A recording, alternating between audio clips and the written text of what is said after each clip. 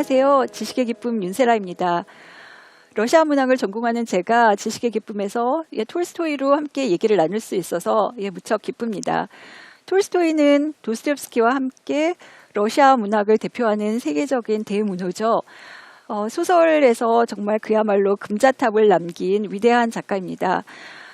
톨스토이 소설을 얘기할 때요, 절대 빼놓을 수 없는 것이 톨스토이의 삶과 인생이 작품 세계와 혼연일체가 된다는 점입니다.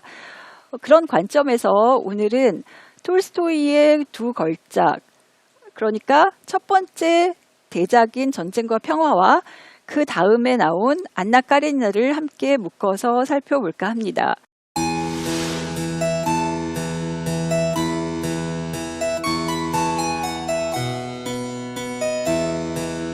톨스토이는요, 1828년에 야스나야 폴리아나라는 시골 영지에서 태어났습니다. 이 야스나야 폴리아나에서 태어난 톨스토이는 2살 때 어머니를 잃었습니다. 어머니가 막내 딸을 낳다가 그만 죽고 말죠. 그래서 톨스토이는 어머니를 항상 상상할 수밖에 없었습니다. 어머니를 항상 이상화하고 어머니의 사랑을 그리워하고 또 어머니가 지상에서 최고의 이상적인 여인으로 또 숭배를 하게 되죠. 그렇게 자라던 톨스토이는 또 9살 때는 아버지마저 잃게 됩니다. 그래서 그 후에는 친척들 손에 자라게 됩니다. 큰 고모, 작은 고모 이렇게 차례대로 옮겨 다니게 되는데요. 작은 고모가 또 마침 까잔이라는 다른 도시에 있어서 형제들과 다 함께 그곳에 가서 살다가 까잔 대학을 들어갑니다. 공부는 잘 못했다고 합니다. 퇴학당할 위기까지 몰렸습니다. 그래서 톨스토이는 선제적으로 중퇴를 하고 대학을 떠납니다. 그리고 마침 그때 이제 막내 아들이었던 톨스토이가 그 집안 대대로 내려오는 아름다운 영지를 물려받게 됩니다. 그런데 현실은 항상 가혹하죠.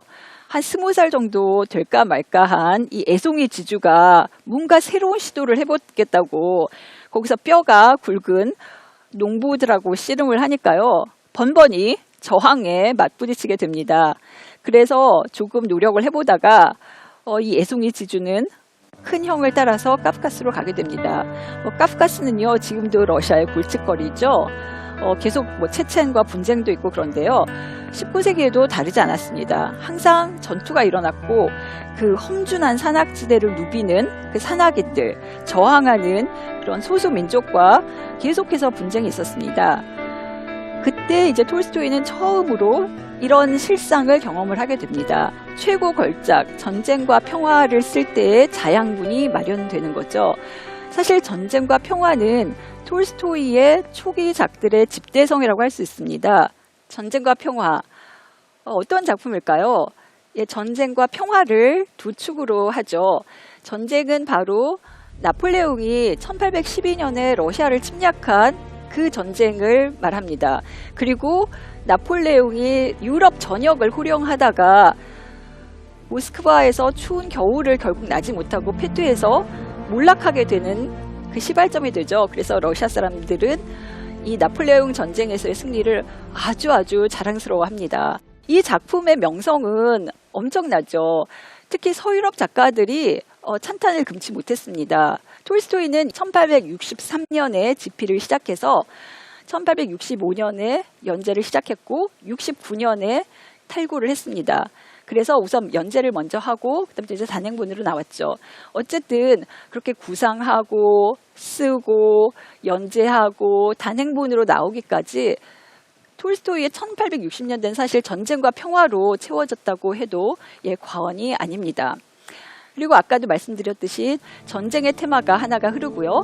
또 그와 함께 평화, 국가의 전쟁을 배경으로 해서 가족의 사랑과 결혼과 평화가 또 함께 대하 소설로 펼쳐집니다. 그래서 이 소설은 아까도 말씀드렸듯이 1805년을 무대로 했기 때문에 사실 처음 연재가 시작될 때는 제목이 전쟁과 평화가 아니었습니다. 1805년이었죠.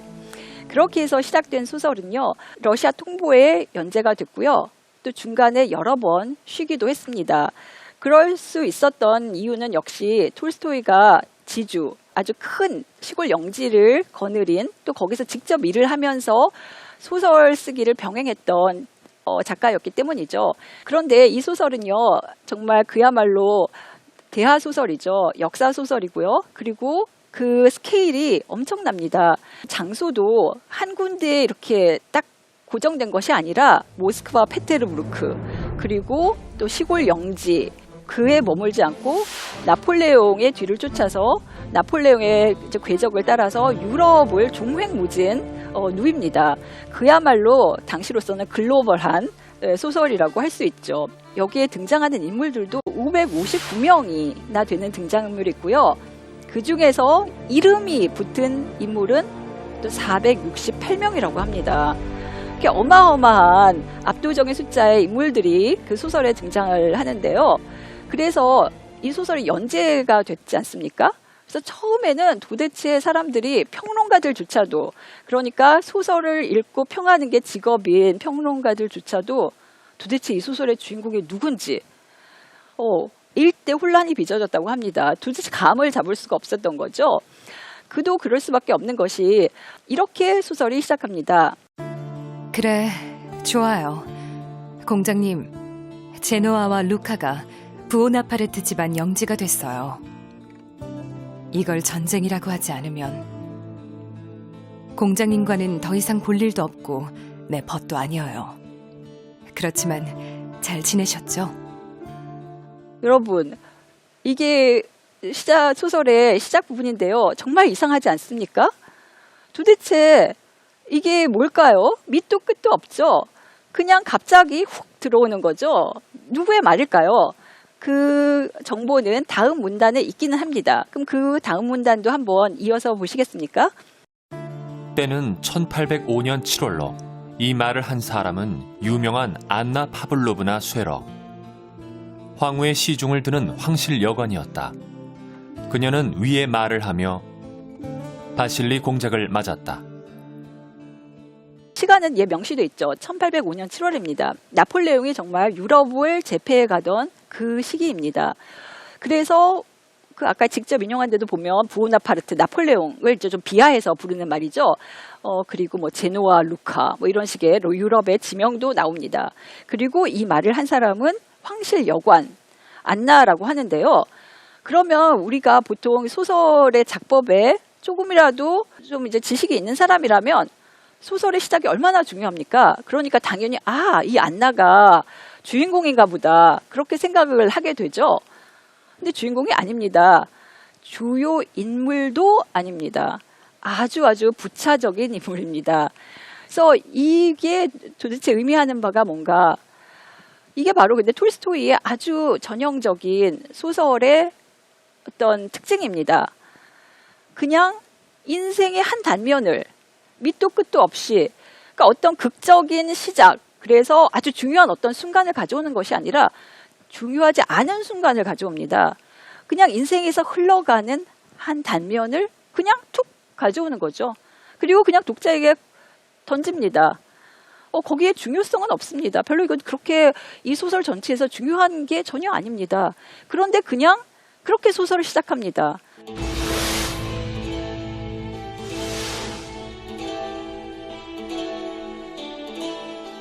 그래, 좋아요. 공장님, 제노아와 루카가 부오나파르트 집안 영지가 됐어요. 이걸 전쟁이라고 하지 않으면 공장님과는 더 이상 볼 일도 없고 내 벗도 아니어요. 그렇지만 잘 지내셨죠? 때는 1805년 7월로 이 말을 한 사람은 유명한 안나 파블로브나 쇠러. 황후의 시중을 드는 황실 여관이었다.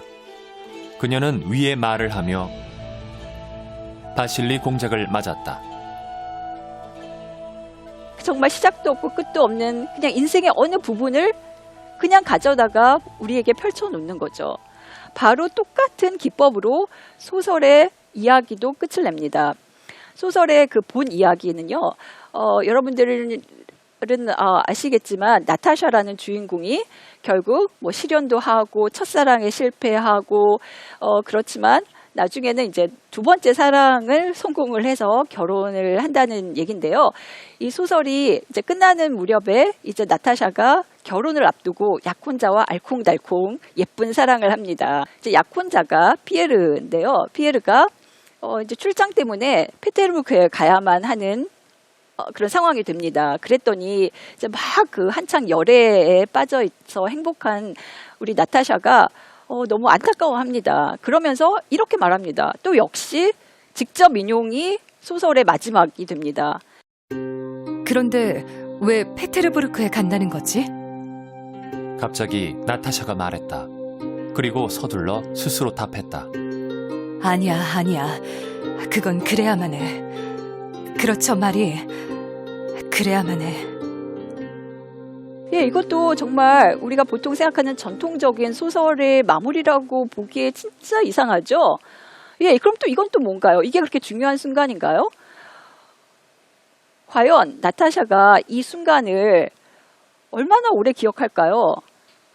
1년이나 기억할까요? 아니겠죠.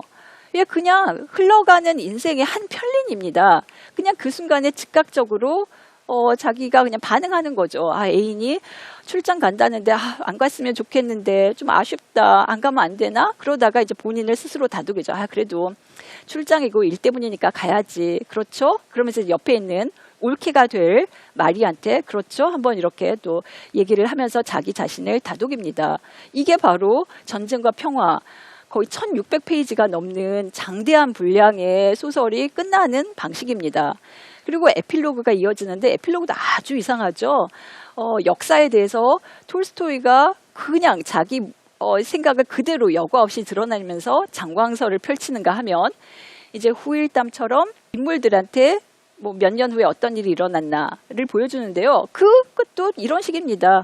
그중에 등장인물 한 명이 이제 생각하는 혼잣말하는 걸로 끝납니다. 저는 이 전쟁과 평화의 시작과 끝이 바로 톨스토이의 정수라고 생각합니다. 어떤 예술성이 뛰어나서 그런 것이 아니라 톨스토이가 지향하는 예술의 궁극을 보여주기 때문이죠. 톨스토이는 그냥 인생을 보여주고 싶은 겁니다. 밑도 끝도 없고 시작도 끝도 없고 어디서 끝나서 어디서 시작하는지 알 수 없는 그냥 우리 인생의 그 어떤 부분도 시작이 될 수 있고 소설의 끝이 될 수 있다는 사실. 톨스토이는 그야말로 그냥 인생을 우리에게 펼쳐 보이고 싶어 하는 거죠. 그게 전쟁과 평화에도 너무나 잘 드러나 있습니다. 그렇게 해서 바로 삶과 예술이 혼연일체가 되는 그런 삶과 예술의 혼연일체를 추구하는 톨스토이 미학의 본령이 바로 전쟁과 평화의 시작과 끝에 드러나 있다고 이해할 수 있겠습니다. 그렇게 보면요. 전쟁과 평화는 그렇게 한편으로는 국가 간의 흥망성쇠를 다루는 거대 담론이라고 할 수 있겠죠. 전쟁이 다뤄지고요. 그를 배경으로 해서 이제 그 근간에는 결국 개인들의 또 집안의 사랑과 눈물과 또 행복한 가정을 이루게 되는 그 톨스토이의 낙관적인 세계관이 드러나는 이런 가정의 행복이 또 잘 묘사가 되어 있습니다.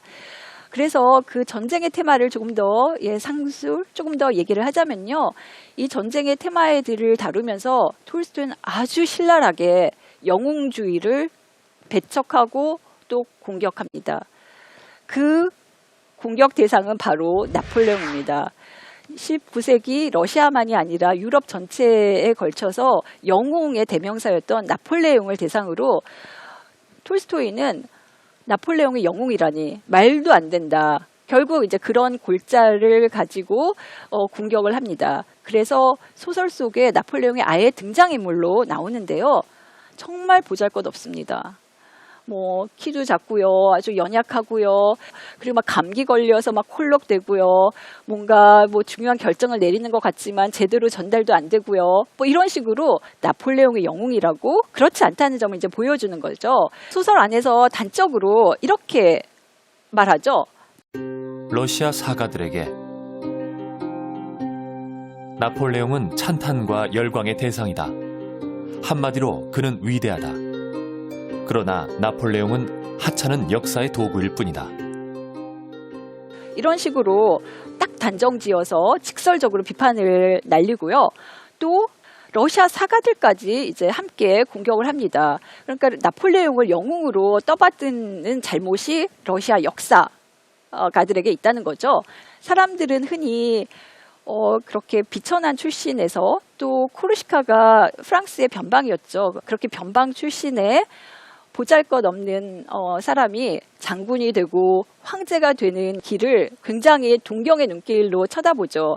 그렇지만 톨스토이는 그 나폴레옹이 사실은 정말로 별 볼 일 없는 사람이고 하찮고 위대하기는커녕 인간으로서의 미덕도 없는 사람이라고 그런 의견을 이 소설 안에서 펼쳐 보입니다.